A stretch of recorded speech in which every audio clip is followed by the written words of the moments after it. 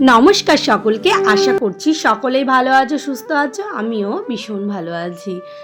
অনেক দিন ধরে ভেবেছি বড় মার কাছে যাব, কিন্তু ওই যে সব সময়ের জন্য শুনে এসেছি ভগবান না চাইলে বা মা না চাইলে কখনোই কোনো কিছুই কিন্তু সম্ভব না।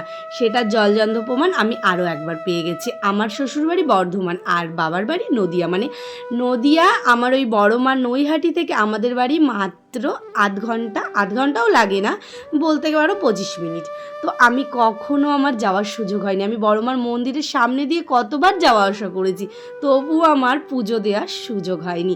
কিন্তু এবার বর্ধমান থেকে গেছিলাম, কিন্তু আমার ইচ্ছেই না, গেছিলাম হলো আমার বান্ধবীর ইচ্ছে। ও খুব জোর জবরদস্তি অনেক দিন ধরেই বলছে, কিন্তু আমি চাইছিলাম না বা যাওয়া হচ্ছিল না, সময় হচ্ছিল না। কিন্তু ও এক ধরনের জেদ করে বসলো যে এবার যেতেই হবে। ওর জেদেই কিন্তু যাওয়া হলো। আর ওই যে বড় মা না চাইলে কিন্তু কখনোই সম্ভব না। সে হয়তো চেয়েছে এবার আমাদের হাত থেকে পুজো নেবে, তাই গেছিলাম।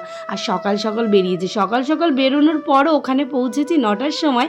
আর গিয়ে দেখছি লম্বা লাইন, কারণ সেদিন ছিল শনিবার। শনি মঙ্গলবার কিন্তু ভীষণ ভিড় থাকে, আর সেদিন কিন্তু ভোগও খাওয়ায় ওখানে।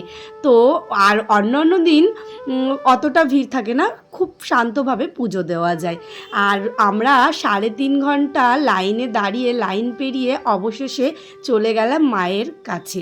মায়ের কাছে যাওয়ার পর আলাদা একটা শান্তি। ওই যে 3.5 ঘন্টা 4 ঘন্টা যে লাইনে দাঁড়িয়েছি, সেটা কিছুই মনে হচ্ছিল না। পুজো টুজো দিয়ে আমরা অনেকক্ষণ কিন্তু ঘাটে বসেছিলাম। ঘাটে বসে তারপর আমরা ভোগ খেয়ে বাড়ি এসেছি। আমাদের বাড়ি ফিরতে ফিরতে প্রায় 4টে 4:30 বেজে গিয়েছিল। আসার সময় আমার বান্ধবী আমার দুজনেরই মন খারাপ, কারণ এবার আমাদের দুজনের আলাদা যাওয়ার পালা বাড়ি।